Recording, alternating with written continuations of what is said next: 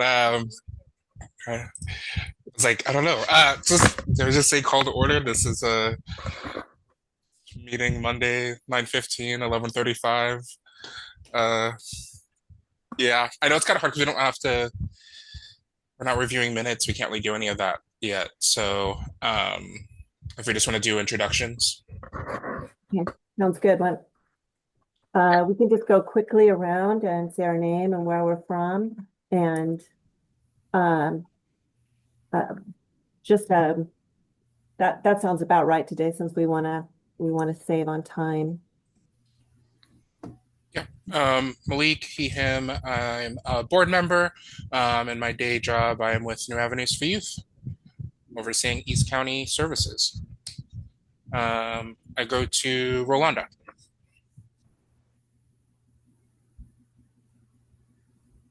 I'm not the quickest at unmuting. Good morning. Thank you. Rolanda Garcia, Interim Child Welfare Director, and I'm glad to be here with you all today.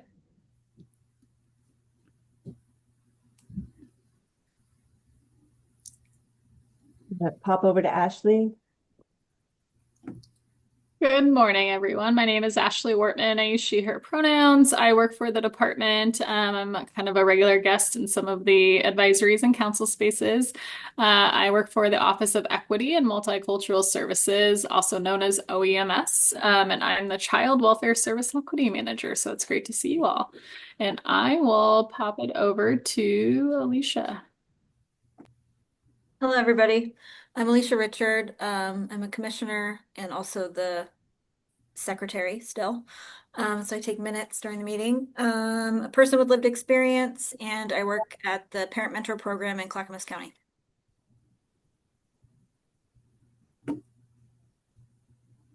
Alex. Hi, I'm Alex Island. I use she, her pronouns. I'm a board member, and my job is in the director's office for public health and for OHA. And I'll go to Jesse. Hello, I'm Jesse Powell, Commissioner, person with lived experience. I work for Morrison Child Family Services as a parent mentor, and I will go to Rachel. Hi, everyone. Rachel Kearns Henry, she, her, hers. I work with Governor Tina Kotek as her Senior Human Services Advisor. It's a pleasure to be with you all today.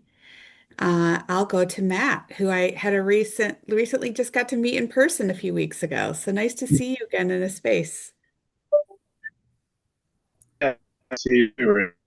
Name's Matt. On the board. So it's barbecue.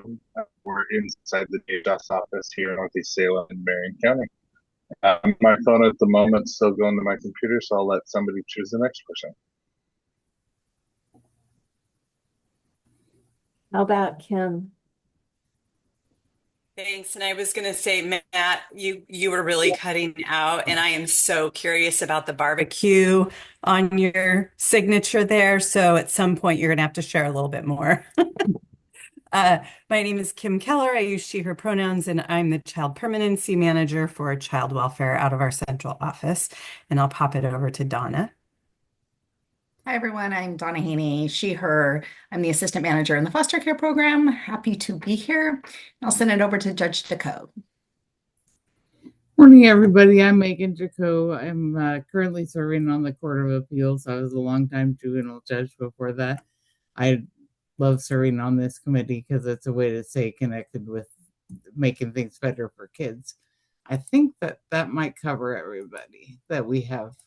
No, Ellen? we still have Ebony and me, and I'll go to Ebony first. Sure.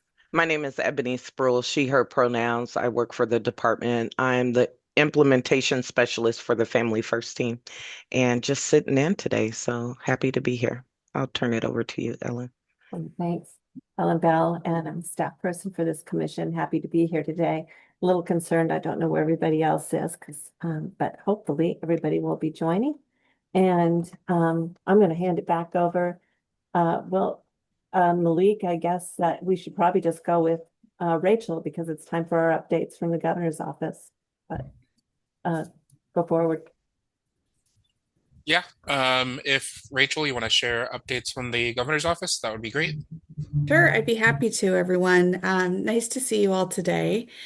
So just maybe giving an overview of the lay of the land. What are we working on? How are we approaching kind of just this point of time? So we just got through a long legislative session, as you know, and in that legislative session, we had fiscal investments that we advocated for and successfully passed, which was really exciting. And in that spirit, one kind of book of work that we're really navigating is making sure of those fiscal investments that we had for both Oregon Health Authority and the Oregon Department of Human Services that are going to help with growing our youth behavioral health space. How do we help to ensure that those investments, we start working on implementation? And how do we do that jointly? So part of my job and part of our work is to make sure that we're meeting together with leaders across Oregon Health Authority and Department of Human Services.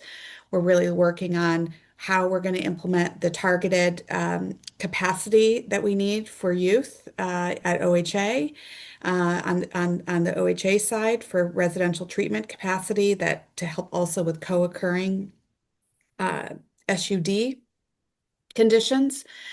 And then how does that also tailor and kind of bump up against what we need to be thinking about in the short term, crisis-wise, for ensuring capacity that DHS needs to do with their $10 million as we think of temporary lodging prevention work and investments, and how do we help to think about prevention. So we're really trying to think about this across that entire continuum. How do we make sure we're looking at that continuum of care and where we're growing capacity at OHA for the long term, and where in some of the short term work, some of the efforts that many of you we talked about previously with the special master report from recommendations for how we could do some types of interventions. That's what DHS is starting to look at in terms of how do they help in the meantime with some of those interventions. I know DHS is also working on the Family First Prevention Services Act. We had the $7 million investments, and my understanding is, by December, we'll have kind of updates to where we're going to focus that work. Though that's exciting work. We have a new model that we're expanding for the intensive in-home behavioral health treatment model as well, that we have asked OHA and DHS to start working on together for how are we making sure that we're rolling out and growing that type of youth behavioral health continuum.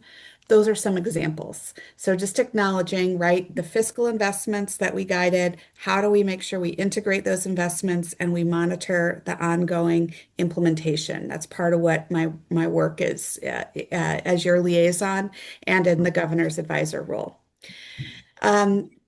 Unfortunately, part of where we've had to lean in, I can say that very candidly, is also navigating what does that mean with the federal response and federal budget environment and the differences that we're navigating.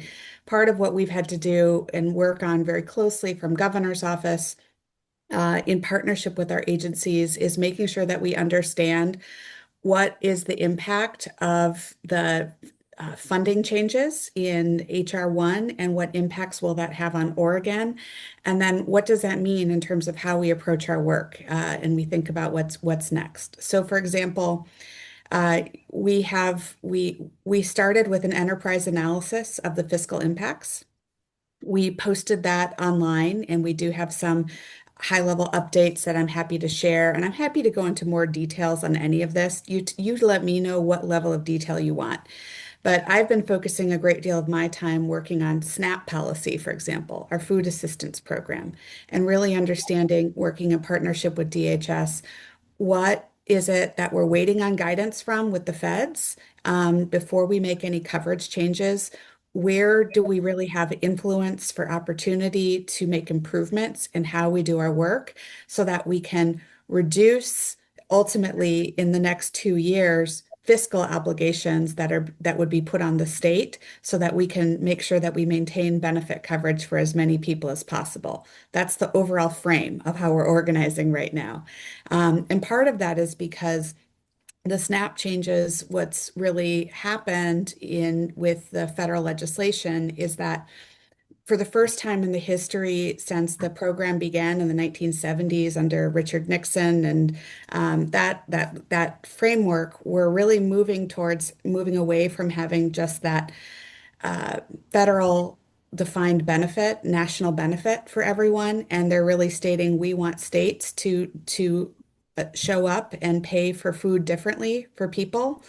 And they've designed what that's called cost share provisions. So administrative requirements for states now are being asked to pay 75% of the costs to administer the SNAP program. And then for the benefit side of the program, depending on how states do in their administration rates, depends on how much money they want the states to put in for the benefit cost share in future years. And so the benefit cost share goes into effect really in federal fiscal year 2027. And a 15% contribution in the state of Oregon is $250 million, for example, general fund. And so part of what we're navigating is that's a lot of money. The legislature, of course, is saying, can we afford that? What would that look like? And what can we be doing now, Oregon, to help us reduce that number so we don't have to pay up to $250 million? Can we do things in terms of our operations now to reduce that financial obligation?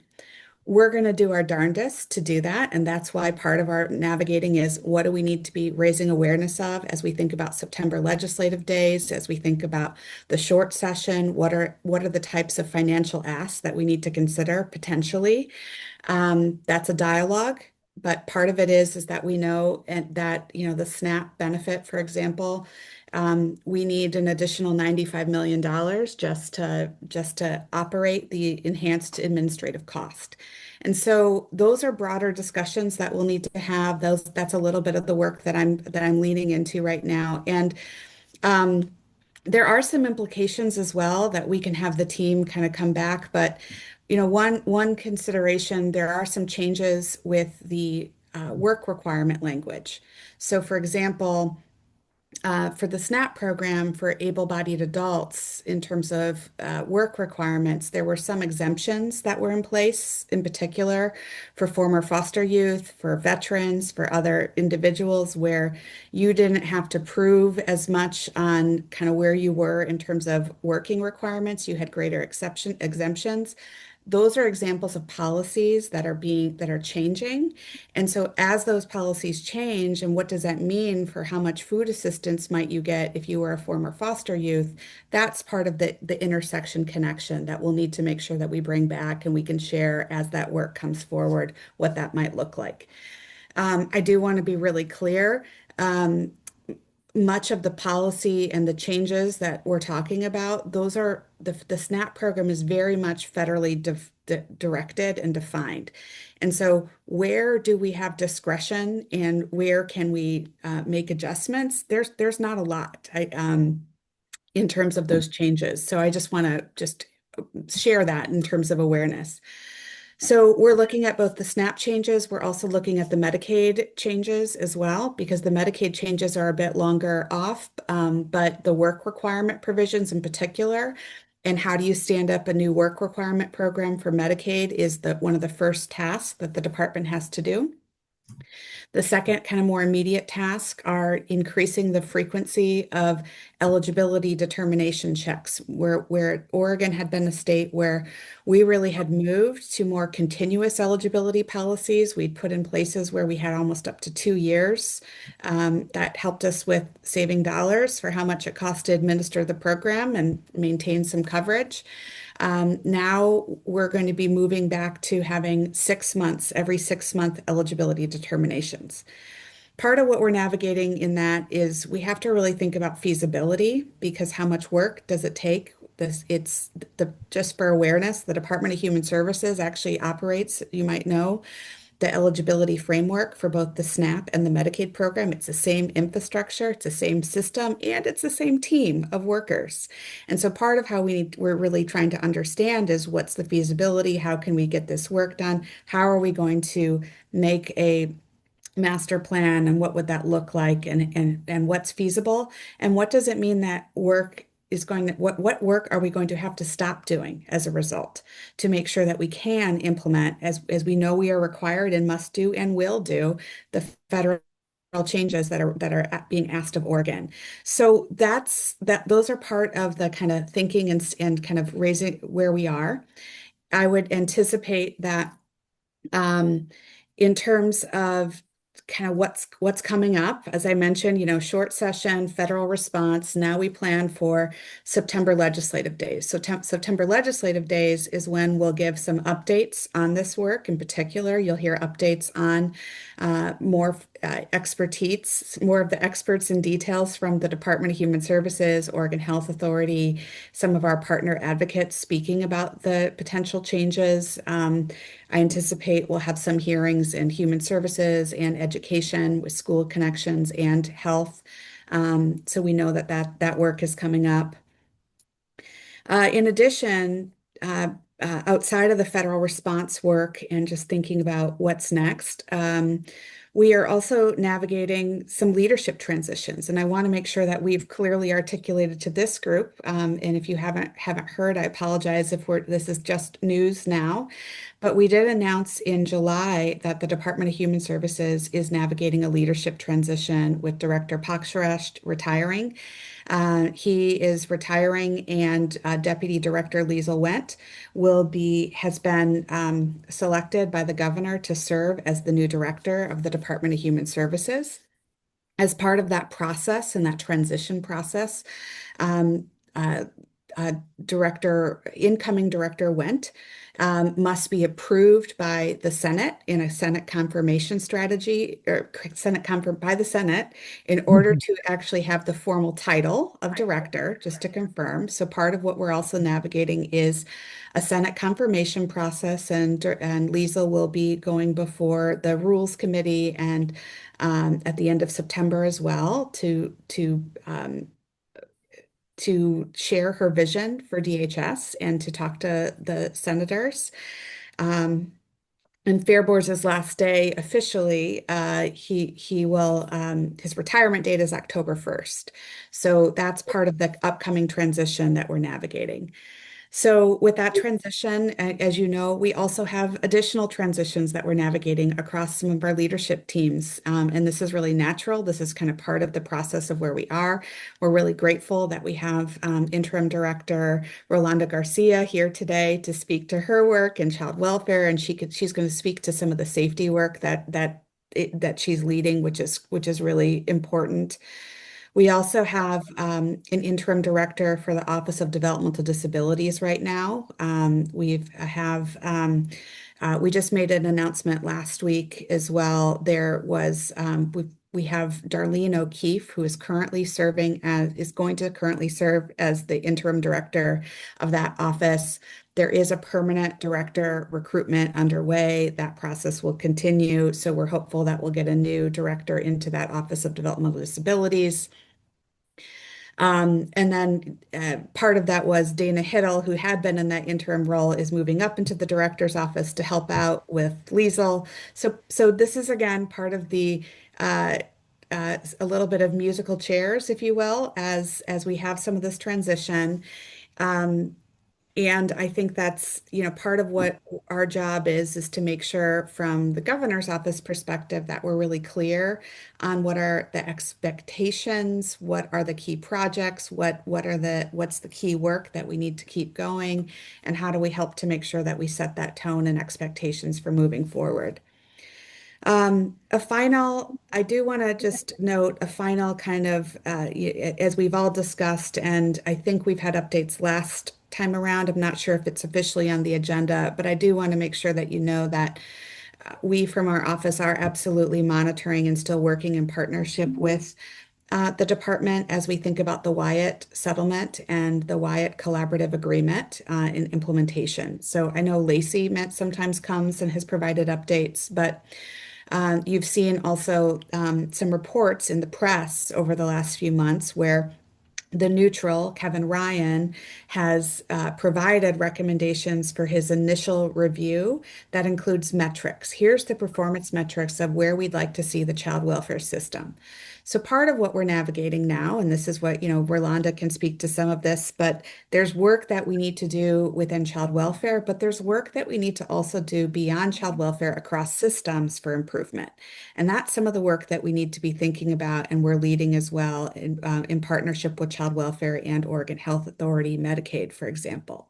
So as we think about the neutrals agreements where they've identified performance metrics, as we think about mental health assessments and access to mental health care and physical assessments, making sure that you've access to doctor's visits. How do we help to make sure that we are supporting all of those youth in foster care with getting the appropriate access to medical services that are covered and authorized by the Oregon Health Plan, which is overseen by the Oregon Health Authority, to make sure we're meeting some of those metrics? And how do we need to make sure we're thinking about identifying and improving, looking at quality indicators, looking at different incentives, and looking at different clarity of expectations in our contracts with community care organizations? That's part of the work as well that we have work groups working on as we think about how do we continue to use the metrics as a guide. Now that we have the guide, what's the operational work that we need to keep moving on to move us towards those benchmarks?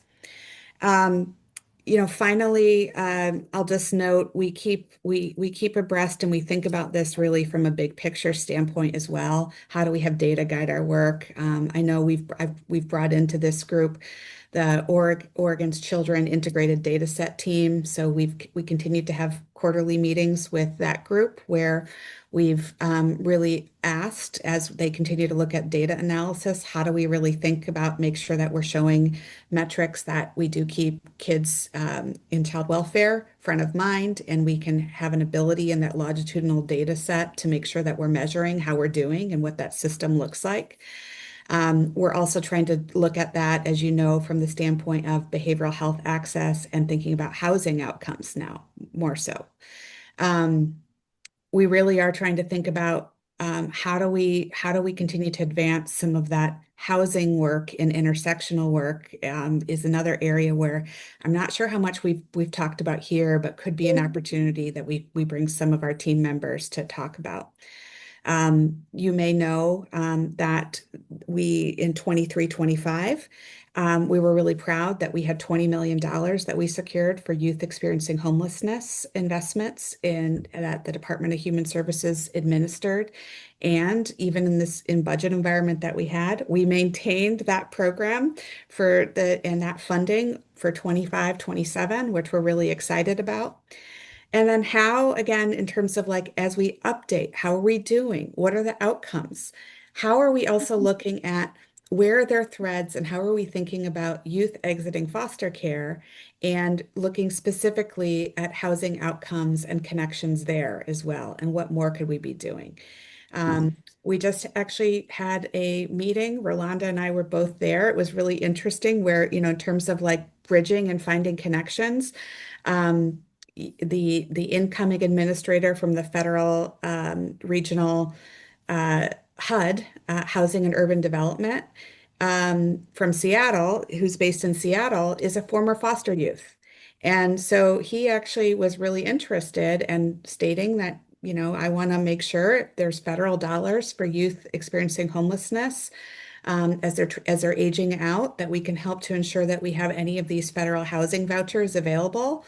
Let's make sure we do that. And I think that was good to hear. That was the perspective. And I have to say something I learned that I'm proud of, that I think you should be good to know as well, is your new incoming child welfare director led in Washington County, I think it was the highest in the nation, the ability to access and really use federal housing vouchers for youth experiencing homelessness who are exiting the foster care system and getting them connected into housing. And so it's just a really great example as I come full circle in terms of who's next also on the agenda. A really, as we think about how do we operationalize, how do we make connections, how do we look at the money that we have on the table and make connections? That's part of always what we're trying to do in the secret sauce. And there's a little bit of the landscape of what we're working on and how we're doing that work. So I just gave you a little bit of that with OKID, with the housing work. The System of Care Advisory Council as well continues to do their work. They're going to be having a legislative report that's coming out soon, thinking about priorities of next steps. We continue to work on youth intersections with the First Lady's Behavioral Health Talent Council, where we're going to be having some youth-focused behavioral health workforce efforts as well. And we're trying to bridge connections and thinking about how do we think about pipelines as well, where we're thinking about what we need to do for our child and family behavioral health workforce, but also I know that there's important connections we need to make as we think about our child welfare workforce and thinking about career pathways as well as we think about kind of training, as we think about what's ahead. So that's a little bit of the kind of corollary and separate work that we're also doing that's connected to this work, where we go and we plug in and we share expertise to make sure that the youth and family voice is part of the table. So I just gave you a kind of the smorgasbord of like how does the work do? Hopefully you when you hear that you can get a better sense of what my job is and how I show up and kind of where and how your input is really important, because it influences how do we think about kind of that landscape.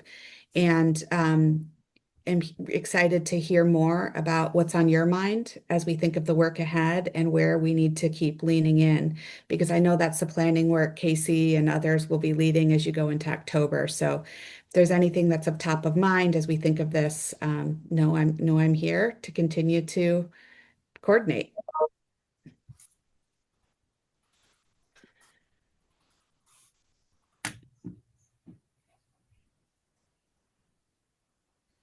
I think I see a hand raised. Yeah, you shared that having folks that are working on the housing work groups to maybe come out and speak. I would love to have them come and share. I know there are some folks on the commission and some incoming folks who have like an interest specifically around the housing, myself included, and would love to hear what work they're doing on that front. And curious about specifically when you're talking about youth behavioral health, like stimulating the workforce and getting folks to do the work that can do the work well. Curious, like where are you at with that, and like what partnering is being happening with folks that are kind of, I don't know if you're like familiar and if you guys are working with them, like the Ballmer Institute and them building out that new program. Yeah, I figured because it sounded like exactly what you're talking about, and I wasn't sure if that was folks you're working with currently. So Malik, I thank you for that. I'm just going to note like how we're thinking of that work. So what Malik mentioned, there was one bill and one body of work that has been occurring was Bill HB 4151. I believe I got my number right. 4151, and that was a youth-specific behavioral health workforce work group recommendation. And there's been a work group that's been working, convened by the SOCAC, that their deadline for coming up with recommendations, I think, is sometime this fall. So part of what we're trying to do is we're making sure that we're meeting with that facilitator. We're getting the list of where are they at with their draft recommendations. How do those draft recommendations of youth-specific recommendations line up to the higher education coordinating councils, behavioral health talent assessment key categories, and making sure that if there's youth-specific recommendations from that work group, how can they funnel up to the master report as part of the overall First Lady plan. So we want to make sure just that. How do we bridge those connections, make sure that the youth-focused work is considered as part of the overall plan? And that's honestly like the stage of where we are. And that's really, I can't speak to any of the details beyond that. But hopefully that helps to answer the question. Yeah, thank you. I appreciate that. And then I know you also shared that the intermediary, Kevin, like finally provided you with like the metrics piece, like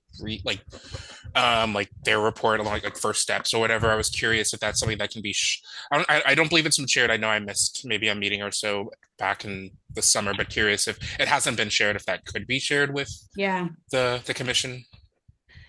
Yeah, I think that's one I want to make sure that absolutely. I mean, I think it's posted online actually, on a public website. So that really is child welfare specific work. So I want to make sure that Rolanda and Ellen and the child welfare team, I think Lacey usually comes and gives that update, that we continue to use that process. And oh, Ellen said I sent it out. Okay.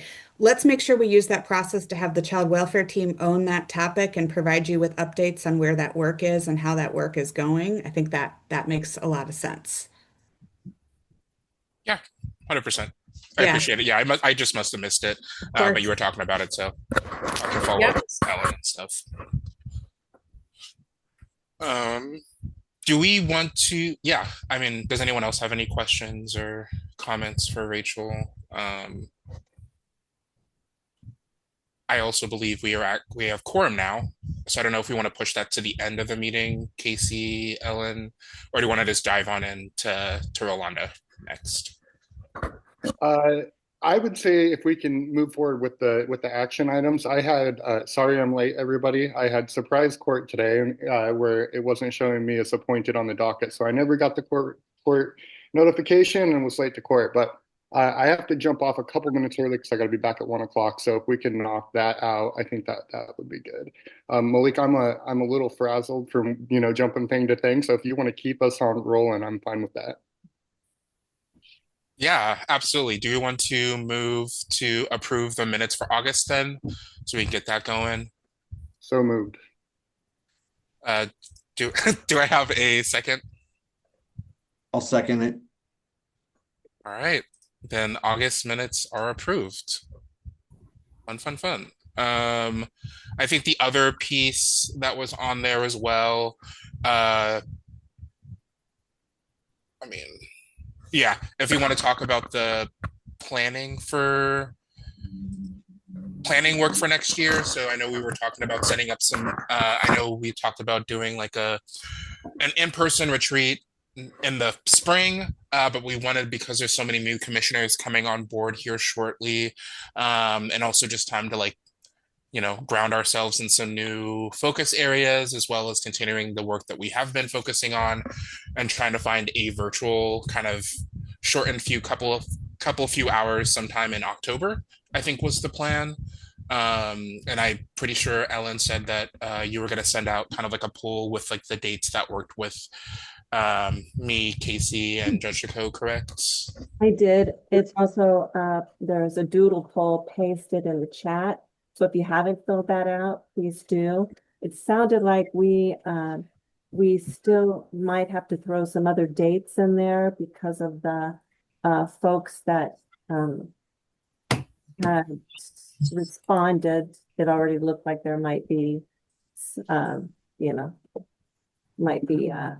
not enough dates, but that's also something we can do. I know the dates that we listed are the ones that Malik and Casey identified as being the best dates. But if you could fill out the doodle poll, maybe even today, and if not, a little bit later, I can reach out, or I can let you know if we need to add additional dates to choose to do our virtual longer meeting. Yeah, I think that, just so everybody's kind of filled in on that is, it's our goal to have an in-person meeting every year, especially given that we've had so many new commissioners come on this year. One thing that's very clear is, in order for you to feel like you're super impactful on this commission, we want to make sure that you feel heard on your issues. And so, everybody, we've got the governor's issues that come down to us that we're happy to review. And then in the meantime, we want an opportunity for people to bring in their voices on, what brought you to this commission in the first place. Is there something that you want to focus on? And so we want to make sure everybody has that buy-in. My understanding is there was some problems with availability this year, so we were looking into next year, but it just made sense to try to squeeze in a virtual meeting so that we can talk a little bit about what that short legislative session is, a little bit about what the governor's priorities are and how we're going to evaluate and support or give feedback on those. But if we were going to wait until next year, I think, we'd miss out on a lot of the opportunity that we have to engage with the governor's office in the System of Care Advisory Commission and the things that the governor's office is going to be wanting to see done in the 2026 legislative session. So hopefully, this works. We're not trying to steal so much of your all's time that it makes this commission burdensome. But we want to make sure that you have that opportunity outside of this meeting, which is, flows pretty quickly, in order to hear what you think as well, and have a little bit of team building.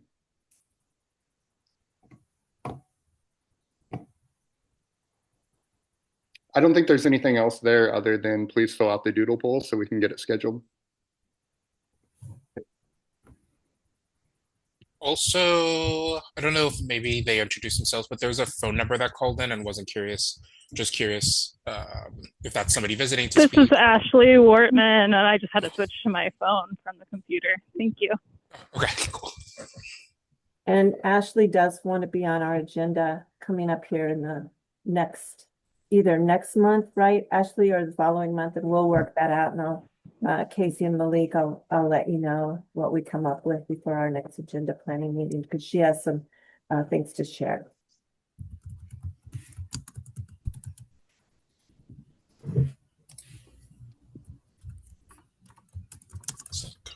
Do we want to? Rolanda? Is it? Yeah. Yeah, if Rolanda, you want to kind of go for, take it off. Yeah, of course. I was just waiting for you to give me my cue to unmute.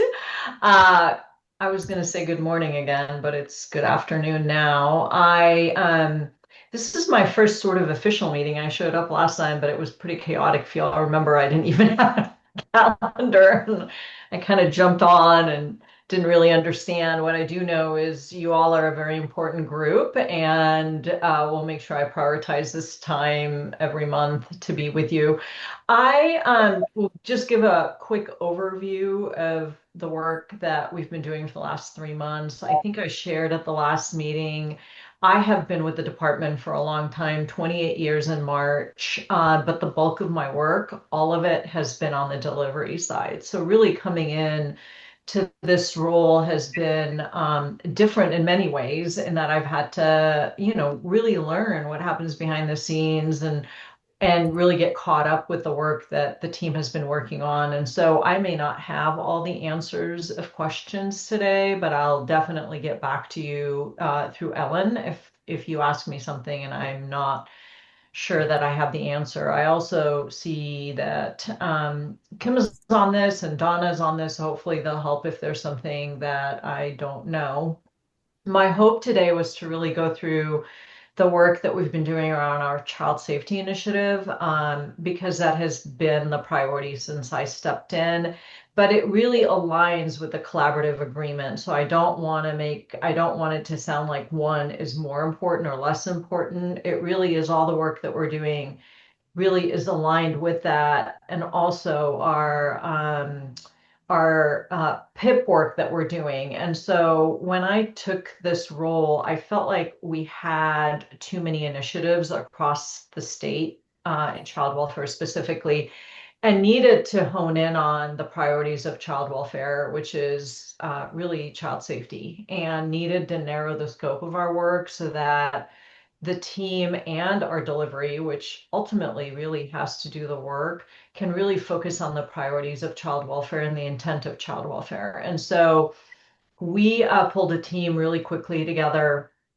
and identified four areas that we feel would be high impact, and we will have measurable outcomes and then transparency through our work. Our intent is to really share with you, the public, and also our director's office, the work that we're doing around this initiative. I did send a quick overview to Ellen if she wants to send that to all of you. I think she's welcome to. So what we tried to do is, like I mentioned, is really align this and make sure that it aligns with a collaborative agreement and the work that currently our consultant group, the Human Service Group, is also doing. They are just finished a huge assessment review of our work, and they've just given us their recommendations. So we're just going through those to see what things we can implement, what things make the best sense, and also really match up with our safety review. And so it's important that we don't have a lot of siloed work, because then what happens is each group is working independently, but not really aligning the work to the same outcomes. So it's taking a little bit of time to do that, because this work is very complex, and honestly, it's also very hard to really line up all these different expectations from different priorities. And so I want to talk about the 4 areas. So the first one is really ensuring that we have high quality screening practice. There's been a lot of work around our screening, and actually the HSG group just also gave us additional recommendations around screening families in and how we work with families from the beginning, and whether we're actually screening the appropriate families in. And so we're going to really improve our quality assurance tool and inter-rater reliability. We're going to define really close-it screening. I think we're going to look at all of our close-it screening and define that work. And we're going to improve data accuracy for tribes by race and ethnicity. We're currently working with our tribes to really hone in on how to identify particularly the 9 tribes of Oregon, and how we work with them on ensuring that the work we're doing with them is thorough. And also, we're trying to really look at some pilots we've done around how we do prevention for families that are tribal under by looking at close-it screenings as well. The second one is really ensure timely child protective service assessments. I think some of you over the years have heard our overdue issue has constantly and overdue assessments, where assessments are completed, but they're not written up. That this is a huge issue for the agency. So we're really focusing on that and coming up with some strategies on how to make sure we're completing assessments timely, and actually not just completing them, but writing them up and closing them. And so what we're going to do is really, there's a huge element of performance management and accountability on timeliness. So I'm actually personally meeting with a few districts to go through some of what that really means on the ground. Expedite CPS transfer of permanency cases. One of the things we found out is that, we're keeping cases too long in CPS, and they need to be transferred much quicker, particularly when we've identified a safety threat. Improve teamwork and coordination with system partners and other government entities like multidisciplinary teams, CCOs, tribes, and other areas to really improve how we work to make sure that families have the support they need, especially if we've identified a safe child and we're going to close the case. The third one is improve the quality of safety decision making. And this really is throughout the life of a case. I think when child welfare is involved with the child and family, our primary responsibility is to ensure that the child is safe. We need to really make sure we have clear decision-making standards and then processes around risk and safety to ensure the well-being for children in our care, both in home and in foster care. Unfortunately, this year we've seen more certs than we like, and I think that has really caused us to step back and assess whether we're doing if our staff understand how to make safety decisions in a robust way. And so we're ensuring supervisors consistently support sound safety decisions, improve utilization of safety decision tools, and then use current spaces and rules for consistent safety management to their full potential, including engagement with the tribes. And then the last, but definitely not least, I mentioned we really want to strengthen the implementation of safe systems analysis and the critical incident review. So really, how do we use data and other information from critical incidents and other analysis is vital to how we continuously improve our practice. And really what it gets down to, Alicia, I see your hand, so just give me a second and I'll get to you. Really what we want to do is make sure that whatever is identified in our CERT process is really implemented statewide and not just in the districts that have a CERT, because we already know that these are improvements we need to make. So themes from safety systems show need to focus on teamwork and bias, improve data analysis, including a clear and transparent way to clarify and report on recommendations. So that is our high level. So where we are right now is actually taking all that work and creating work groups to really define what that is and come up with real clear strategies. For example, one of the things we're really looking at for timely assessments is how do we make sure that our staff and supervisors are encouraging real-time documentation. I think that that's something we are really focusing on, instead of, taking paper and pen, writing notes with families, then having to come to the office and enter all the information on your computer, which really bogs people down. How do we utilize the tools we have so that notes are taking at the moment when we're meeting with families? I always use this as an example, like the medical system, when you go see your doctor anymore, they're sitting on the computer and typing in the notes as you're talking to them. And I think that's the same sort of style that we have to really move to, because, what we're currently doing is not working. We also have situations where we've got caseworkers who write notes on pads and then they leave, resign their positions, and then we end up with all these cases that unfortunately sometimes we have to send caseworkers back out to talk to families, which is not fair. We've already knocked on the door once, we've already told them their child is safe and we're not going to do anything, but then we don't have enough information to write the assessment. And so we're trying to really hone in on some of those strategies to really get this work done. I'm going to pause for a second because I see Alicia's hand is up. Alicia? Thank you so much.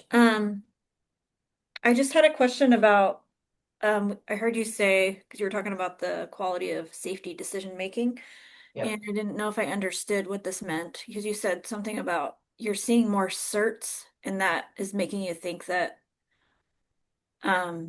leading you to this number 3 thing. Yeah. What does that mean?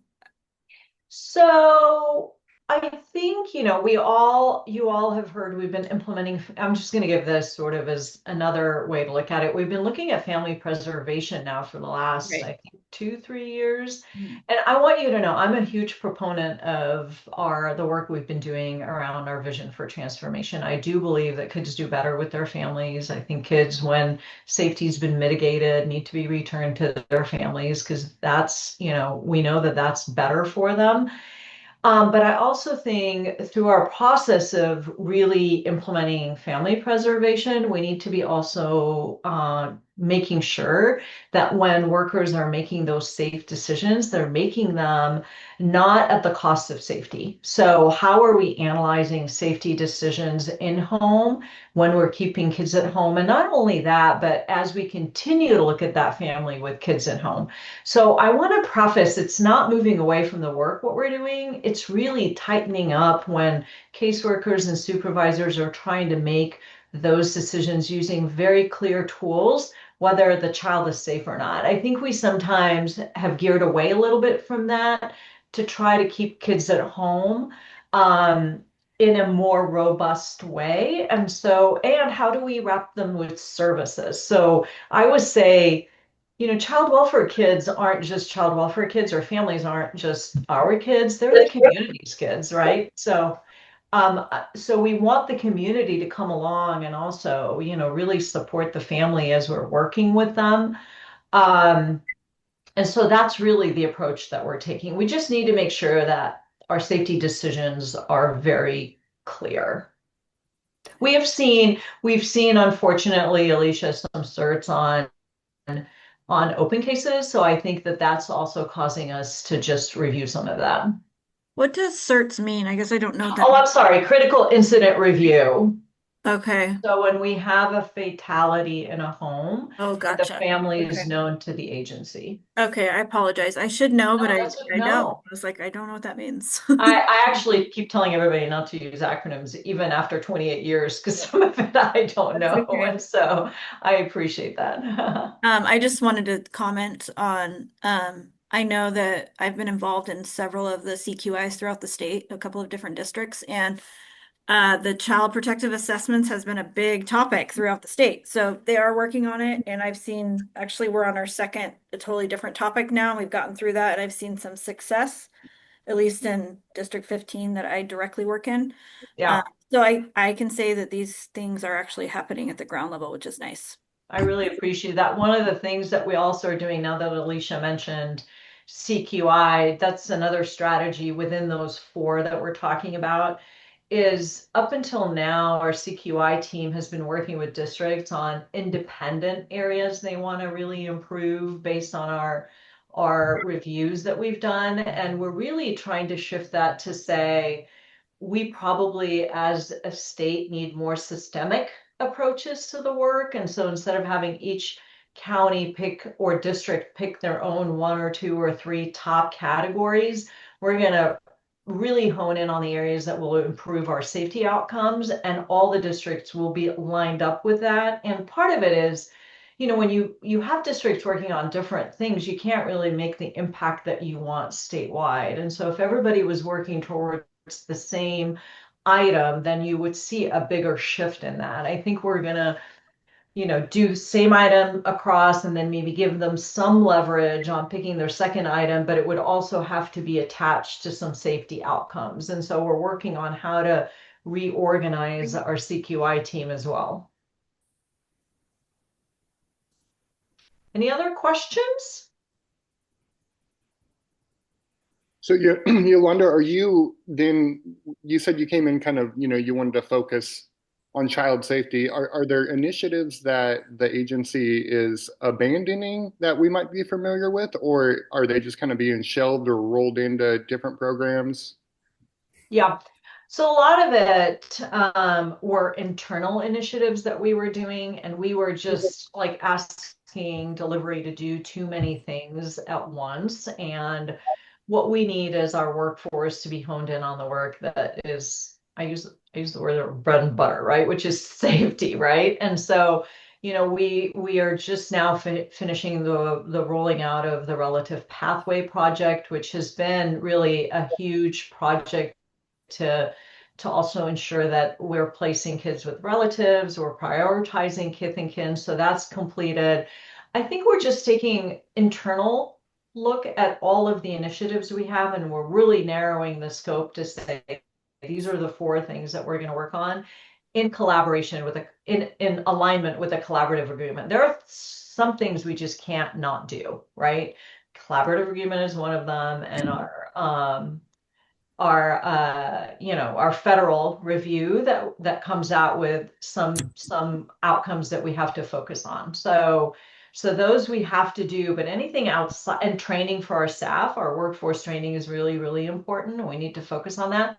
But outside of that, we really don't want to be doing initiatives that are distracting to the work that we're doing. I don't know if that makes sense.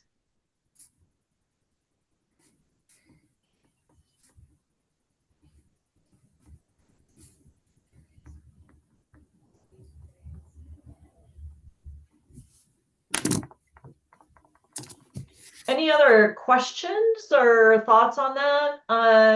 I can have, I think next month Lacey will be back with us, and she can bring back all the different work that's being done around the recommendations and then the collaborative agreement, if that would be helpful. I don't know if Kim and Donna, you have anything you want to add on the call, so I just want to give you a chance. Can I just ask you, do you have ideas up front of what you're going to do to incentivize a timely actual completion of the assessment?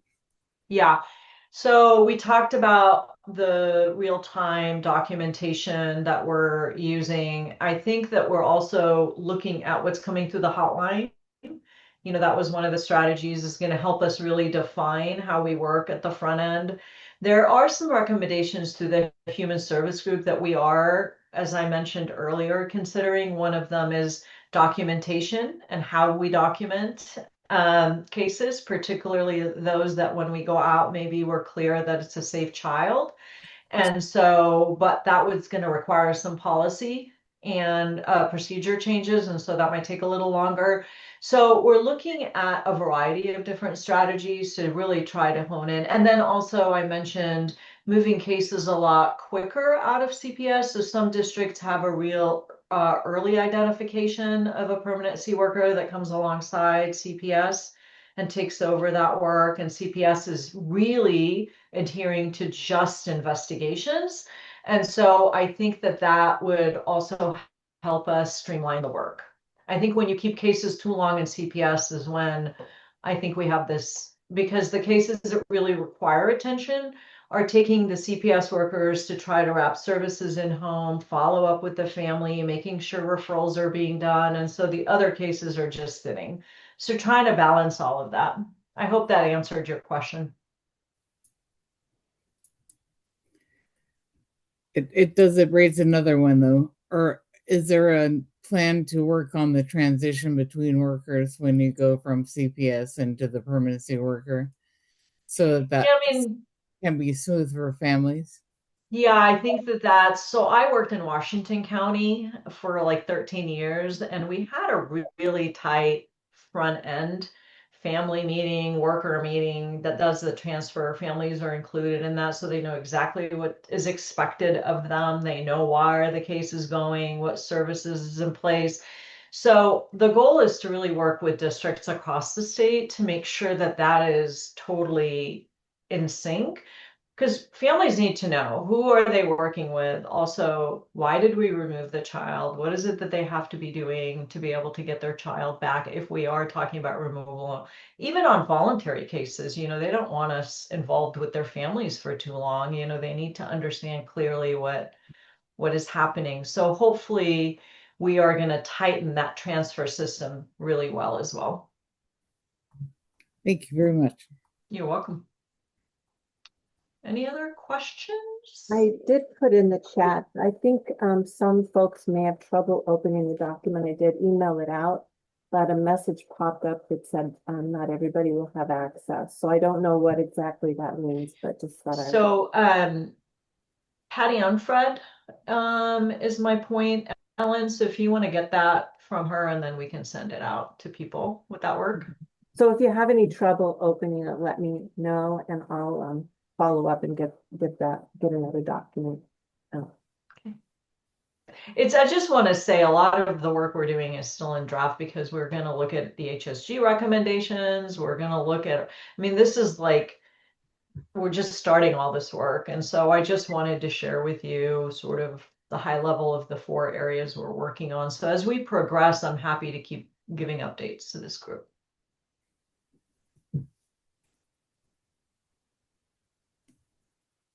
We'll send it out via email, because it doesn't look like most of you are able to open it.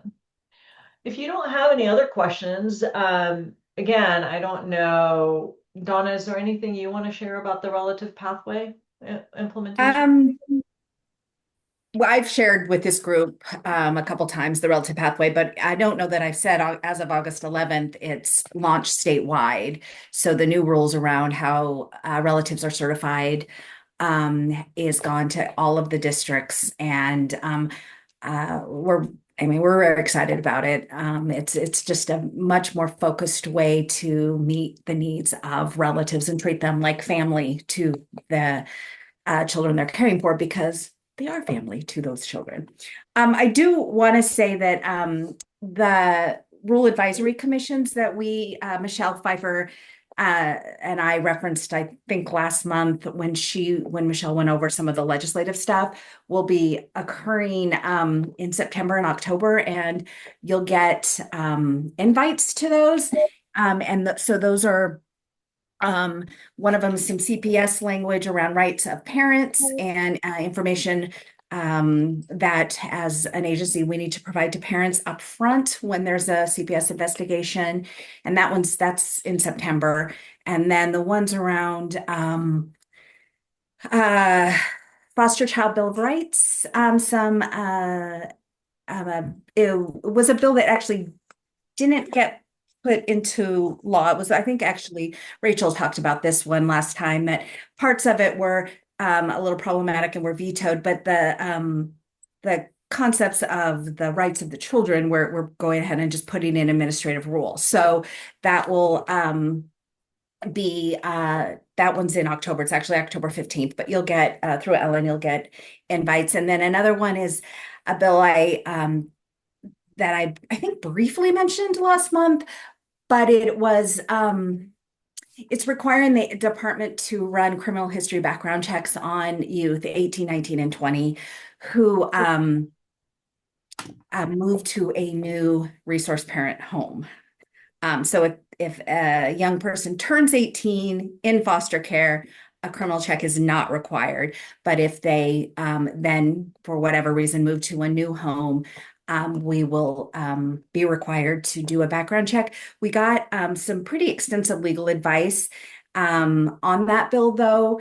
And the advice is that those checks, based on how the law is written in Oregon law and how it references some federal law, does not require a fingerprint-based check. It's a law enforcement database check, which it really lessens the impact on the youth. But we will have a rec on that that same day as the Foster Child Bill of Rights. It's an interesting, actually, juxtaposition with those two.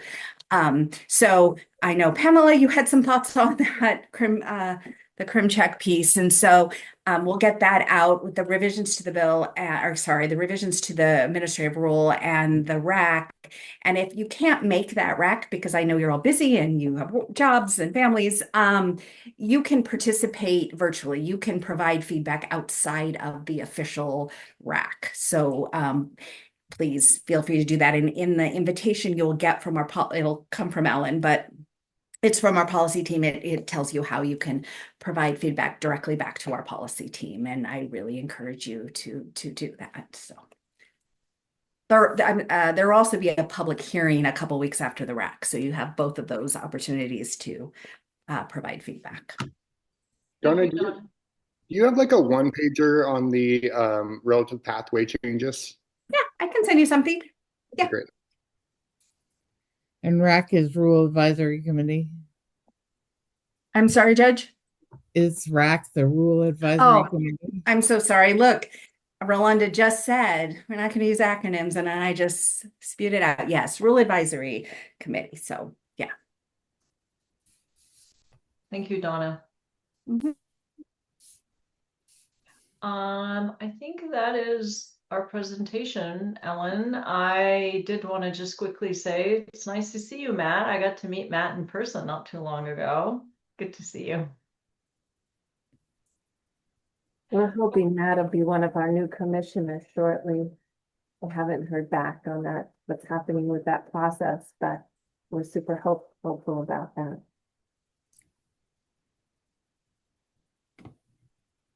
So just hand it back to Malik then, Casey, since we're. Sure, sounds good. I do got to leave in about 7 minutes, so.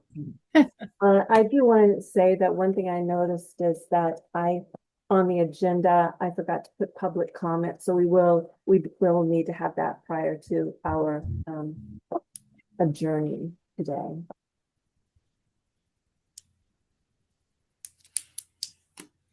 But I think our next thing was the comments and concerns from members, and Alex has something he wants to talk about. Oh, I had brought up preschool for all, but that has been, there are no changes despite attempts from some folks. So I don't think we need to discuss it because that has been remedied.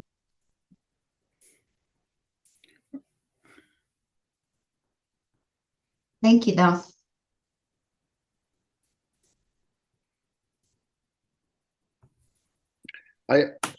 I have something quick that I want to bring up that's just completely unrelated, and I can follow up. Maybe if somebody can direct me where it is. But I recently found out that county ODHSs just don't talk to each other in terms of, I have a client up in Clackamas County, fully engaged in services.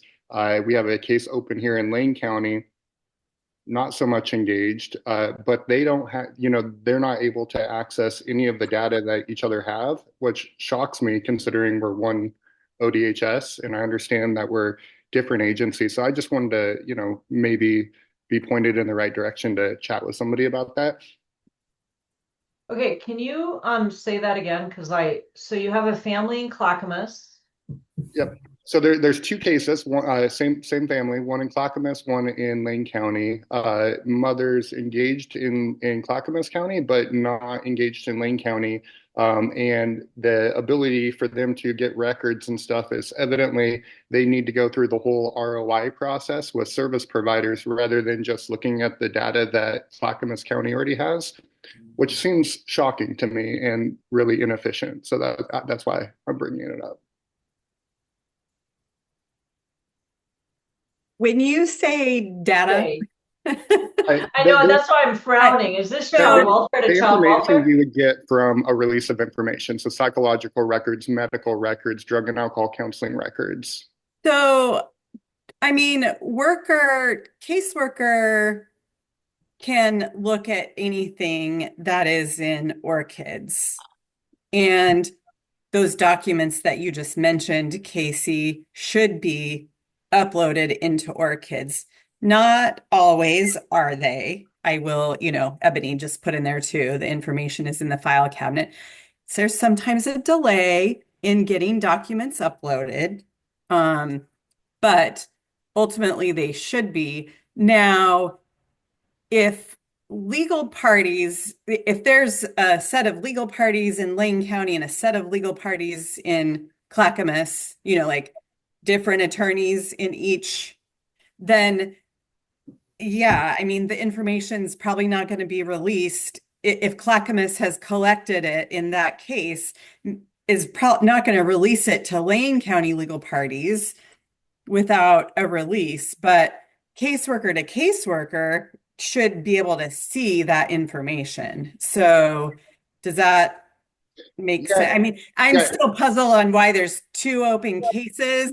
Well, so That's the other piece that I'm not really understanding here. There could be a courtesy worker assigned, the main case out of one county, but with a courtesy worker assigned in the other county. So do you have information on that? Yeah, the reason there's two cases is there's one child in Lane County and one child in Clackamas County, opened at separate times. Okay. But you know what I would recommend, Kim, because I don't want to take up this time. Yeah. I'd recommend that you actually talk to either the supervisor or the program manager, whatever county you're working in, to kind of get to the bottom of this, because for state agencies, we should have access into ORCIDs, and like Kim described, there are some providers around mental health, drug and alcohol treatment that do require certain releases. But if we have those, I would just say, work with your local team to be able to determine where the hiccup is, because on the surface, I, like Kim, don't understand what the glitch is. I do think with the additional information of separate children, totally separate court numbers, there are some requirements around the release of information. So that is, that's a factor. But I agree with Rolanda that reaching out to the program manager, supervisor, and I mean, I don't want to send you in multiple different directions. You can always reach out to me because I can have the direct contact with the folks at the local office. So you can feel free to do that as well, whatever your preference is. Perfect. Yeah, no, I didn't want to spend much time on it. I just wanted to be pointed in a direction. So I appreciate it. Thank you, Kim.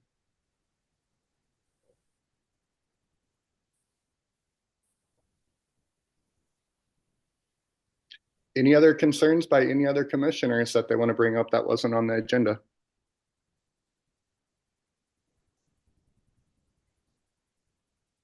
Okay, are we ready to move to public comment? Okay, we'll open it for public comment. Seeing none, we will close public comment. And if we're ready to adjourn, are there anything else before we adjourn? Okay, please fill out the doodle poll, perhaps like right now, so you don't forget. And we'll officially adjourn at 12:44 p.m. Good luck in court, Casey. Yeah, and I'm so sorry I was late. Have a good day. Yeah. Have a great day, everybody. Good to see you again, Rolanda. You too. Thank you.